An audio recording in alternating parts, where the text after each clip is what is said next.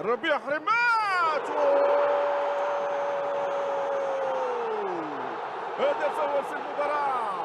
الجيش الملكي يتمكن من توقيع على أول فادي المواجهة في حدود الدقيقة 52 من زمن مباراة القمة، من زمن مباراة الكلاسيكو. الجيش الملكي يوقع هدف التقدم في مباراة ستشتعل في الدقائق المقبلة. واحدة من مباريات البطولة الوطنية. عمل كبير، التخلص من الرقابة والمرور، وجد المساحة لنفسه، والفرحة فرحة كبيرة في مدرجات المجمع الرياضي الأمير مولاي عبد الله بين فريقي الرجاء والجيش الملكي في قمة نتمنى ننتفي بالكثير من وعودها في ثاني جولات هذه المباراة. ألكسندر سانتوس في قمة السعادة بهذا الهدف. ألكسندر سانتوس سعيد جدا بهدفه الأول في هذه المباراة. شوف الفحلي والتخلص من الرقبة، شوف الفحلي للشوني ربيع المرور، والهدف من حدرف الذي يتمكن. حمودان مشى هرب.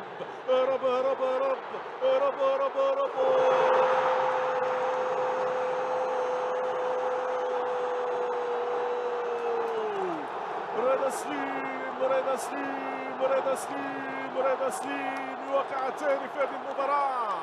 تصبح النتيجة سادة 2-0. أمواج بشرية تحتفل بهذا الهدف، تعي قيمة هذا الهدف ومكانة هذا الهدف في قلوب مناصري الجيش الملكي. النتيجة يا سادة تتغير مرة أخرى في رحاب المجمع الرياضي الأمير مولاي عبد الله. تصبح 2-0 لزعيم. عمل كبير حمودان، أقصى دفاع رجاء حمودان. شوف تايمينج التمريرة، شوف لمس بجودة كبيرة، شوف العبور لرضا سليم. رضا في مكان يسمح له بتوقيع ثاني هدف هذه المواجهة. تتغير محاولة لتوقيع الهدف النفاتي. كرة تسدد، الأول لرجاء. الرجاء يعود مرة أخرى في المباراة، يعود من بعيد ويسجل هدف يحيي أماله في مباراة الكلاسيكو.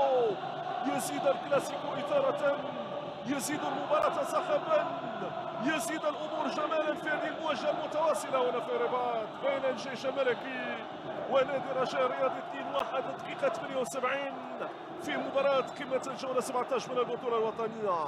النفاتي صعب على أحمد رضا، ولو أنه تابع الكرة أحمد رضا تكنوتي، لكن كانت تقوية. 2-1 نتيجة المباراة. عمل كبير، الرجاء سيكون مدينا لأحمد رضا في الكرة الماضية من خريج أكاديمية محمد